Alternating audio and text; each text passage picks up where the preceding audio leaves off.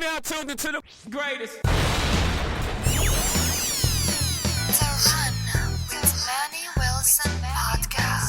The Run with Manny Wilson podcast. The best sports podcast there is. Yes, sir. What's up, everybody? Welcome back to The Run with me, Manny Wilson, all the way from Detroit to Chicago to your speakers and headphones.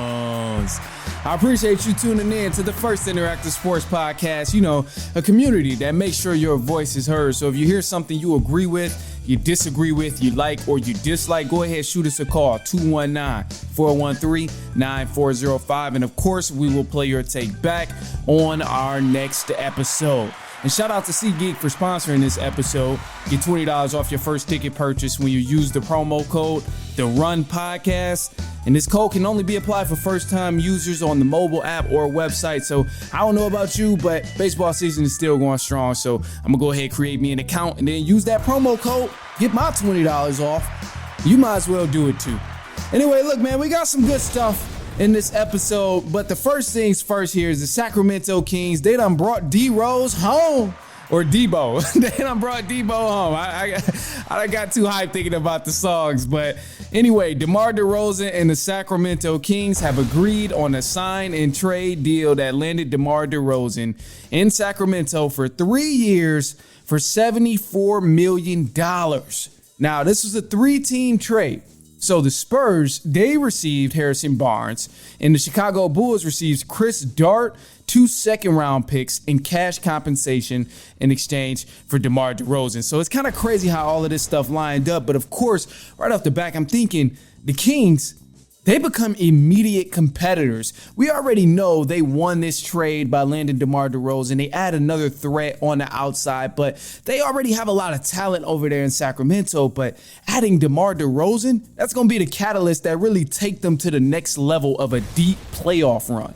When I say deep playoff run, I'm not meaning the first or second round. I mean going back to the conference finals, a place they haven't been since 2002, which is well over 20 years now. So they're pretty desperate for another conference finals run, or at least a finals appearance in the meantime. But we've seen DeMar DeRozan. He's been playing some of the best basketball that we've seen him play in the past couple of years. He's had great health, very consistent in that area, and been a hell of a consistent player as well. But the part that sticks out to me the most with the Kings deal is that DeMar DeRozan is going to fit in perfectly with this scheme here.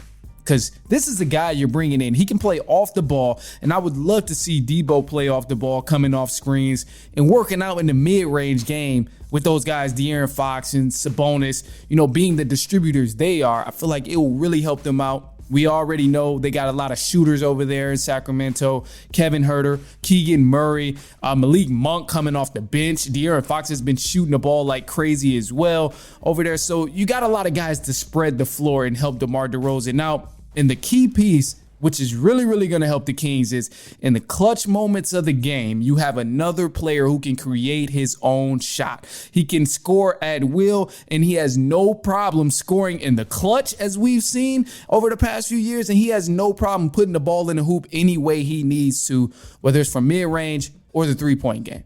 We know most likely he's going mid-range if he's got to score the ball, but the good thing about the Kings is they have more than one option in a person they can go to in a late game situation. It's not going to all be on De'Aaron Fox to get the last bucket or hit the go-ahead bucket to win the game. Not going to be on Sabonis to create opportunities for somebody else. You have another guy in DeRozan who's immaculate on the offensive end, and it's going to help out a lot. But there's multiple angles to this trade. So, of course, the Kings, they're not the only ones that won something. I think the Spurs, they also got a lot better in this trade. Harrison Barnes is going to the Spurs in this deal here. And they kind of lucked up because Barnes is still a great talent in this league. This is somebody who brings a veteran presence. And the Spurs, who have a lot of young talent over there, they can really, really use someone that's bringing a veteran presence. They already got Chris Paul, but now you add Harrison Barnes there too to help out Victor Wembanyama and Steven Castle. Like, that's going to be good for them. They're not in the business of winning right now, but teaching the young guys the ropes and making sure they get the hang of the league and get a feel for the routines that happen when you're in the league is going to be extremely important. And for the San Antonio Spurs, a team that has a lot of promise in the future because they have young talent, this is huge for them. I think this is definitely a big win in landing Harrison Barnes, especially because he's not on any crazy deal or nothing like that. And he can still very much score. So this definitely puts the Spurs on a trajectory to win more than 22 games like they did last season. And as far as the Bulls, they pretty much got change in return. Let's call it for what it is, bro. They got change in return. However, you got to understand something. Understand the Bulls didn't have much of a choice here. You couldn't really have much leverage when your star wants to go. You can't tell teams we are demanding these things when your star wants to go, especially if you want to do right by the player that helped your team out a lot. So for the Bulls, can't really be mad at them for, taking what they had to get rid of their star and send him off in a good way. But, above all, I think the Kings, they're definitely going to make some noise this upcoming season here, man. It's going to be tricky for them because when you look at everything they've done in the past few seasons, it's nothing crazy. Everything tells you they're just a regular stagnant team. One playoffs appearance in like the last 16, 20 years. That's pretty bad. But we know the playoff appearance that they showed up and they played the Warriors and they went down. It was a little rough. And then last year they had to play in. They had a lot of injuries. So it's been rough for the Kings, but I really think this will be the thing that gets them over the hump. Don't be surprised that the Kings just pop up. You should know they didn't just pop up. They've been good for a minute. They just haven't been able to really prove themselves. And last year could have been that year, but they were injured. They were dealing with a lot of injuries, so it was rough for them. But anyway, look, man, here's Kings owner with DeMar DeRozan after the trade via Kings. So I know, DeMar, that everybody wants you, every team, every city, all the players, but I got one thing to tell you. And nothing like us.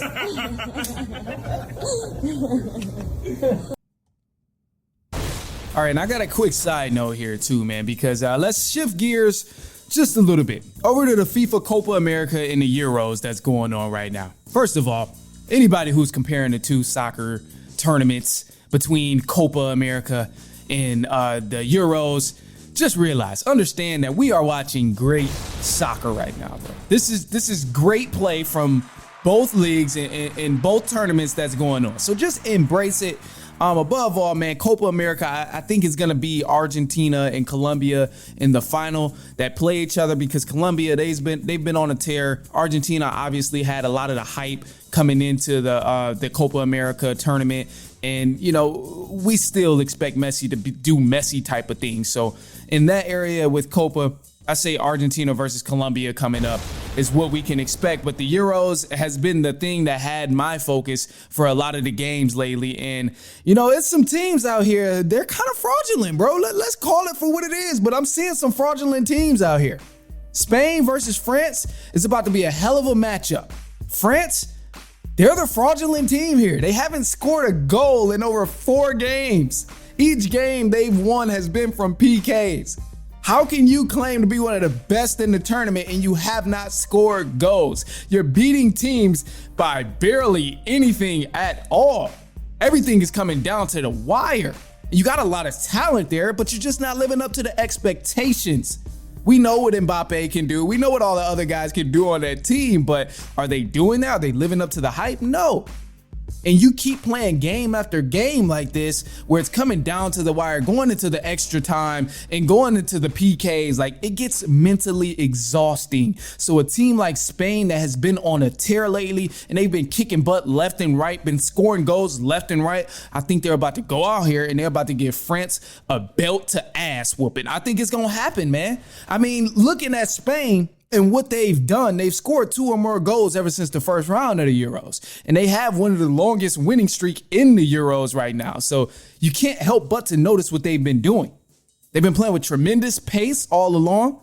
The defense have been fairly nice from what I've seen in the game, in the previous games that they've played. So I got to give this matchup between Spain and France to Spain to win it. I don't think if you go player by player, they're the more talented team full of individuals, but above all, they've been playing better soccer. I have to give them the roofs. I have to give them the leeway, especially since France hasn't been living up to the hype. They look pretty fraudulent. They haven't been able to score goals. Defense hasn't been where we expected defense to be from France. So I'm going Spain to win that game there. And then we got another cool matchup happening in the Euros between England and the Netherlands. Man, I'm expecting a close game here, a solid game between these two teams. But above all, I think England is going to win. England is definitely probably going to win this game because England is arguably the most talented team in the Euros. I know I talked a lot about Spain and France and how great they are and what they've been doing, mainly Spain.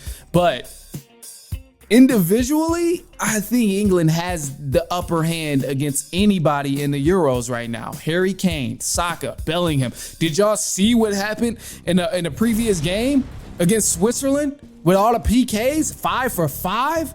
Tremendous. My man's literally went out there and kicked the PK and didn't even look at the ball, bro. Like, just visualize that. He kicked a PK and didn't even look at the ball. And anybody watching on YouTube can see it right now. But it's just insane because I've never seen anything happen like that before. But above all, you can't really sleep on the Netherlands. You can't ever sleep on any team coming into the Euros because, you got to take it game by game. England, taking it game by game, and based on what they've shown me in the previous matchups, I think when the going gets tough, when push comes to shove, they can buckle down and really close out a game. We've seen Saka hit a huge goal against Switzerland that really equalized it and helped it. I think it was the one that put them above. But, we've seen these big names actually show up and play in serious moments of the game, and that's what it's all about. So I'm going to give England the advantage here against the Netherlands. So moving on, we'll see England and we'll see Spain. And then we got a whole other side too in the bracket. So you got to keep your eyes out for the other teams that's happening right now too. This will be the final to clarify, but over in Copa, you got to keep an eye out for the teams that's happening over in Copa because that's going to be a dope tournament as well. But again, I think Argentina and Colombia are going to be the teams that face off against each other. And then here over in the Euros, I'm saying I want to see England and France play each other. Or I'm sorry, England and Spain play each other. I don't want to see France because I think France is fraudulent. But Spain and England is the two teams I got advancing. But we'll find out.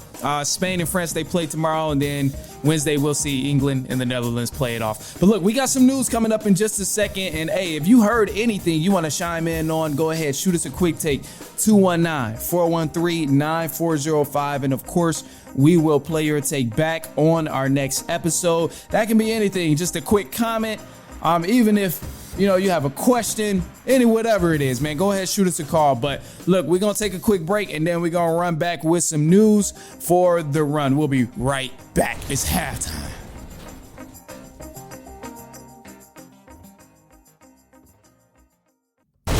All right, man, let's jump into it. Some news for the run. Starting off with the NBA, free agent Miles Bridges will be returning to the Charlotte Hornets after signing a 3-year, $75 million deal. And then the 76ers, they picked up another key piece as they finalized the deal to bring Caleb Martin over to Philly. And Martin, he's a playoff-tested veteran who's played multiple seasons with the Miami Heat. And now he's going to bring his impactful presence on the defensive end and possibly off the bench for the 76ers. So that's definitely a great pickup for them. And then the Orlando Magic and Franz Wagner. They've agreed to a 5-year, $224 million max rookie contract extension. And this deal is set to be potentially worth about $269 million after all of the contract incentives. Now, you missing the NFL season? Well, so am I. But HBO's Hard Knocks is featuring the New York Giants. That season is now available on HBO Max. This season focuses on the Giants' offseason moves, but you got to keep an eye out for the Chicago Bears version of Hard Knocks. That's going to be coming out, focusing on training camp, and that is set to release on HBO Max on August 6th. So definitely keep an eye out for that. And then the Formula One racing world, Sir Lewis Hamilton, he has won the British Grand Prix.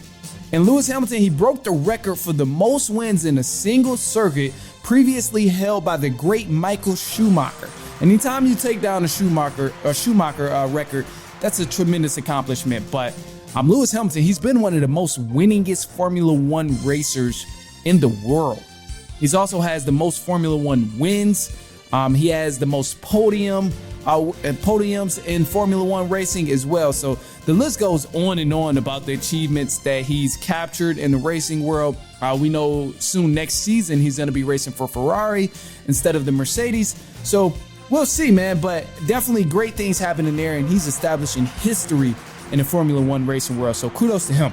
Anyway, look, man, the Chicago Bears, they are expected to have a pretty good season this season, right? I mean, most people in Chicago are pretty excited about it. I mean, you got the good receiving core, the running backs, the quarterback, Caleb Williams, all of that stuff. But what's actually pretty interesting here is the organization is still waiting on Caleb Williams and the other rookie, Rome Odunze, to sign their rookie deals. Now, this is scaring some people.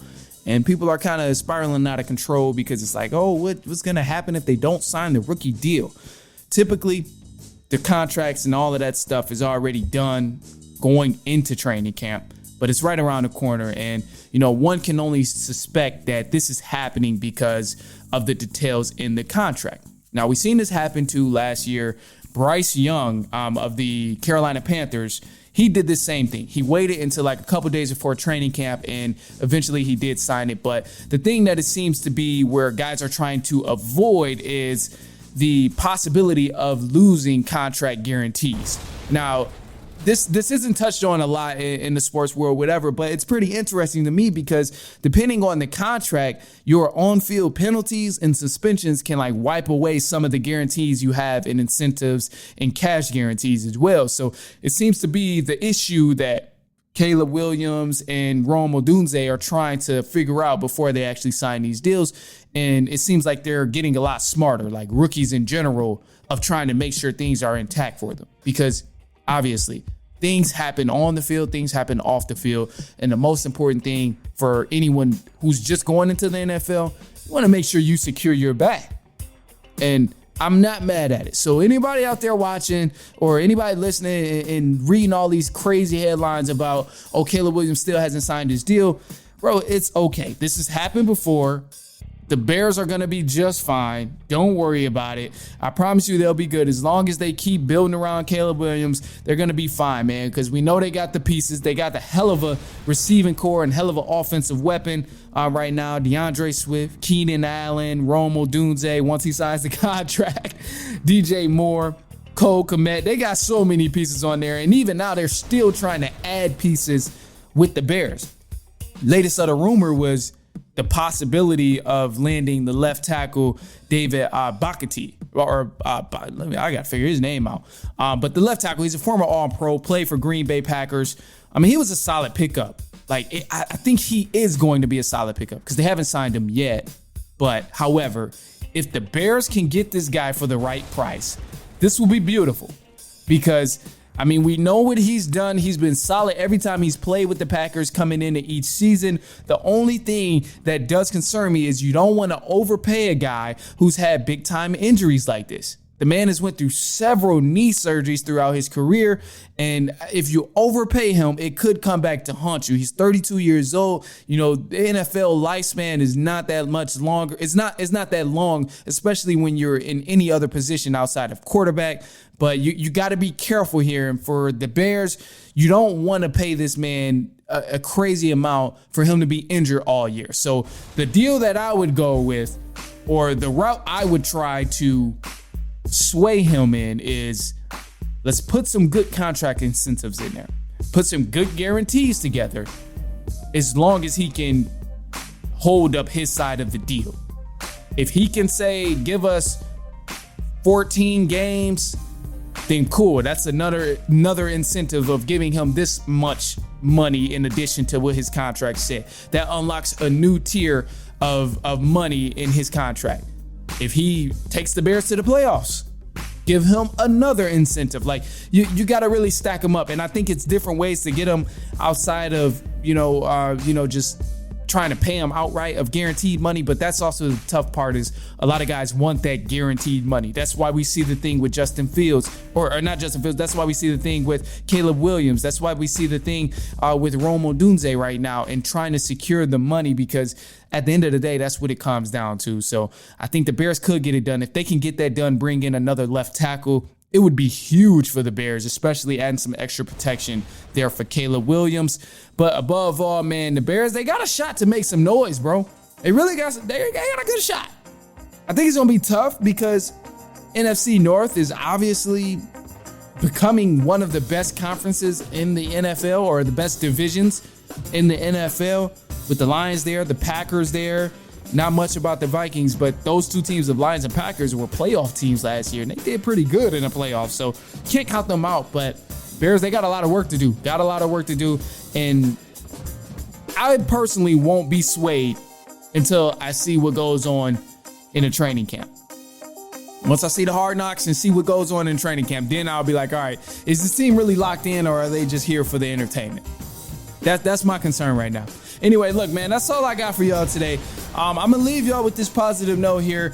I'm going to just say this, bro. Go at your own pace, run your own race. Don't even worry about what anybody else is doing, bro. Go at your own pace, run your own race. There's always going to be people ahead of you, always going to be people behind you, but you got to just look yourself in the mirror, go at your own pace, run your own race. You take that however you want to receive it. But look, that's all I got for y'all today, man. Look, we're going to be back later on next week. I'm going to try and get another guest back on here. Anyway, look, hang tight. Shoot us a voicemail call if you have anything that you were thinking about that you just got to get off your chest. 219-413-9405. And then go ahead, use that promo code for SeatGeek to get $20 off your first ticket purchase. Promo code The Run. Use that. Until then, man, we'll be back later on next week. Send us to a cousin, a brother, an aunt, an uncle, a niece, a nephew, coworker, friend, family, anyone you know who enjoys sports, especially if I talked about their team and something they might enjoy. All right, I'm out of here. I'll see y'all later on next week, and so on and so this week, actually. I'll see y'all this week, and so on and so on and so on.